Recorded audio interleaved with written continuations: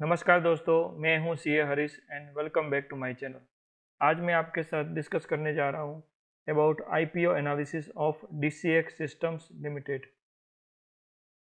तो फर्स्ट मैं जस्ट आपको बता देता हूं कि कंपनी के बारे में क्या क्या पॉजिटिव फैक्टर्स है। The company is among the preferred Indian offset partner, मतलब उसको बोलते हैं IOP for foreign OEMs. OEM मतलब original equipment manufacturer for executing defence and aerospace manufacturing projects. मतलब कि सिंपल लैंग्वेज में अगर समझे तो डिफेंस के रिलेटेड कोई एरोस्पेस या मैन्युफैक्चरिंग प्रोजेक्ट फॉरेन कंपनी को अगर एग्जीक्यूट करना है तो इंडिया में ये प्रिफर्ड इंडियन ऑफसेट पार्टनर है जो फॉरेन के साथ पार्टनरशिप करके यहाँ पे एग्जीक्यूट कर सकते हैं और प्रोजेक्ट में काम कर सकते हैं। तो वो वाला प्रिफर्ड यहाँ पे उनको स्टेटस अभी अभी एग्जिस्टिंग है मतलब। और सेकंड है the company is having technology enabled and scalable end to end capabilities. उनके पास कंप्लीट टेक्नोलॉजी अनेबल्ड कैपेबिलिटीज़ है जो मैन्युफैक्चरिंग कर सकते हैं और प्रोजेक्ट में जो जो चीज़ चाहिए वो पूरा मैन्युफैक्चरिंग खुद इन हाउस ही कर सकते हैं, उतनी उनके पास अभी आज की डेट में कैपेबिलिटीज़ है। And third is it is among the leading Indian players in manufacture of electronic सब सिस्टम्स एंड केबल हार्नेस। ये दो सेक्टर में ये कंपनी काम कर रही है, एक तो इलेक्ट्रॉनिक सब सिस्टम्स और दूसरा है cable harness.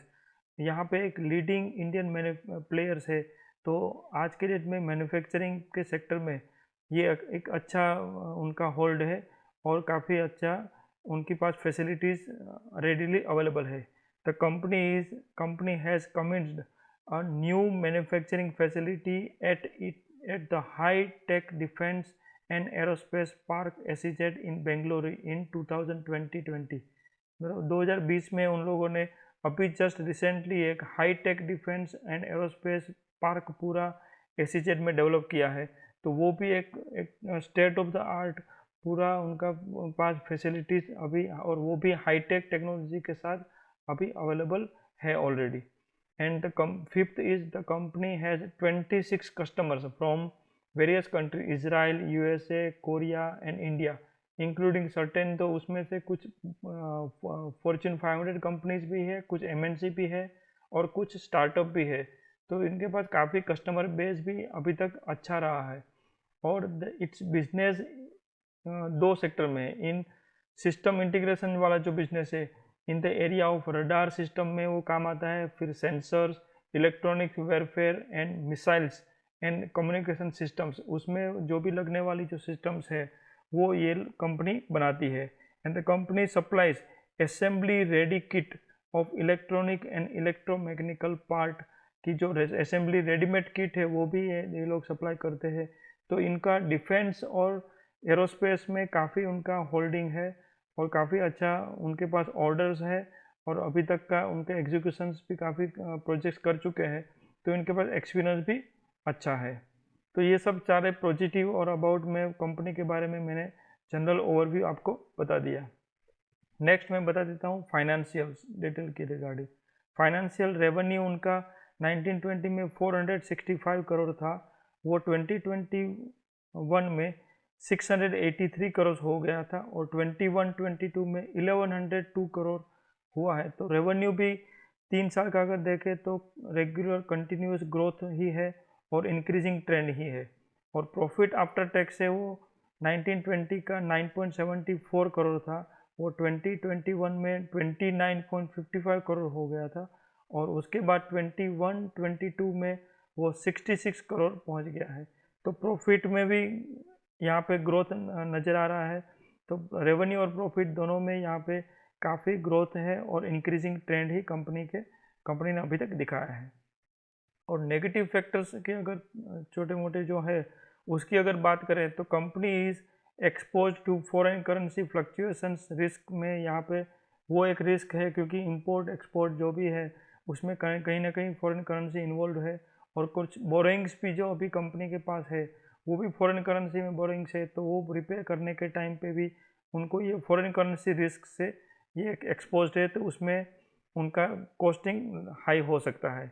Second is the company has a limited number of customers, क्योंकि ये डिफेंस और एयरोस्पेस में होने से उनके जो कस्टमर्स है वो बहुत ही लिमिटेड नंबर से है। तो किसी एक कस्टमर ने अगर कंसर्न रेज कर दिया और ऑर्डर में कुछ प्रॉब्लम हो गया और उसके कारण अगर उनका अगर कैंसिल हो गया ऑर्डर, तो उसके वजह से कंपनी के रेवेन्यू में एक बड़ा झटका आ सकता है और रेवेन्यू में काफ़ी इम्पेक्ट हो सकता है। तो ये एक रिस्क कंपनी के साथ चल रहा है।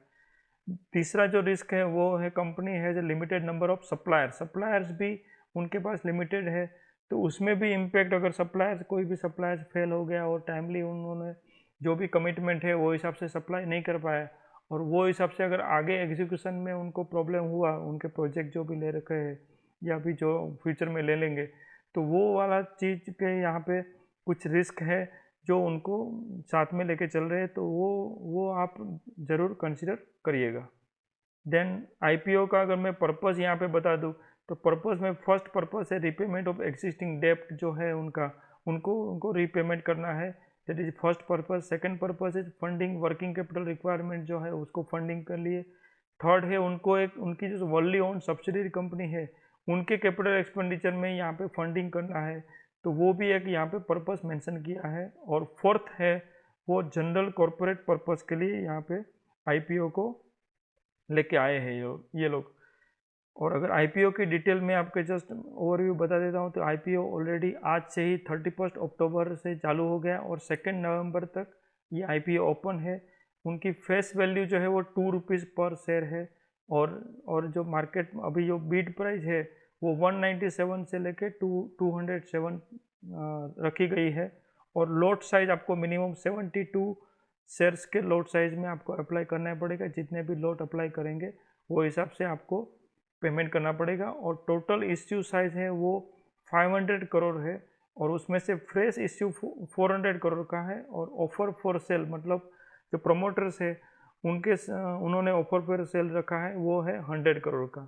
और जब अलॉटमेंट जो होगा वो अलॉटमेंट 7 नवंबर को होने वाला है और लिस्टिंग जो है वो फाइनली 11 नवंबर को होने वाला है। तो ये आईपीओ ऐसे तो स्मॉल कैप और बहुत ही छोटा सा आईपीओ है और कंपनी भी जैसे रेवेन्यू और वो सब देखा तो वो हिसाब से अभी छोटे स्केल में ही है, मगर ग्रोथ पर्सपेक्टिव और करंट जो मार्केट का और करंट जो गवर्नमेंट है उनका जो विज़न है मेक इन इंडिया और आत्मनिर्भर भारत, वो सब जो यहाँ पे पॉलिसीज़ लेके आए हैं और फॉरेन और डिफेंस सेक्टर में जो 49% का जो डायरेक्ट एफडीआई था फॉरेन डायरेक्ट इन्वेस्टमेंट उसको भी इंक्रीज़ करके 74% जो कर दिया गया है गवर्नमेंट ने। तो वो सारा चीज़ देखते हुए और प्राइवेट प्लेयर्स को भी यहाँ पे गवर्नमेंट इनवाइट कर रहे हैं for manufacturing and defence sector में काफ़ी सारे ऑर्डर्स नए नए मिल रहे हैं। तो वो सब देखते हुए कंपनी का प्रोस्पेक्ट मेरे हिसाब से मेरे जो ओपिनियन है वो हिसाब से काफ़ी अच्छा प्रोस्पेक्ट है और डिफेंस और एरोस्पेस में उनकी काफ़ी अच्छा होल्ड है। और कंपनी 2011 से चल रही है तो काफ़ी मोर देन 10 इयर्स का उनके पास एक्सपीरियंस भी है। तो वो सब सारा चीज़ देखते हुए ये मेरे ओपिनियन के हिसाब से काफ़ी अच्छा आईपीओ रह सकता है और यहाँ पे काफ़ी अच्छा लिस्टिंग गेन भी मिल सकता है।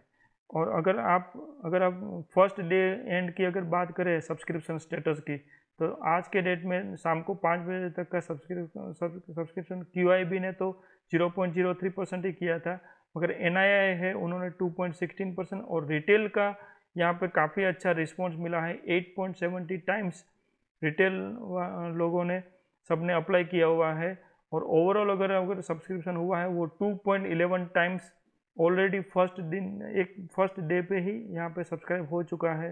तो वो सारा चीज़ देखते हुए और करंट मार्केट और जो बिजनेस है कंपनी का वो सारा देखते हुए ये आईपीओ काफ़ी मेरे हिसाब से अच्छा प्रूव हो सकता है। तो ये सारा था अपना DCX सिस्टम्स लिमिटेड के आईपीओ के बारे में एनालिसिस। मैं आशा करता हूँ कि ये वीडियो आपको ज़रूर यूज़फुल लगा होगा, तो ये वीडियो को ज़रूर लाइक और शेयर करिएगा और मेरे चैनल को भी सब्सक्राइब कर लीजिएगा ताकि आपको रेगुलरली ऐसे फाइनेंशियल एंड अदर टिप्स मिलते रहेंगे। Thank you.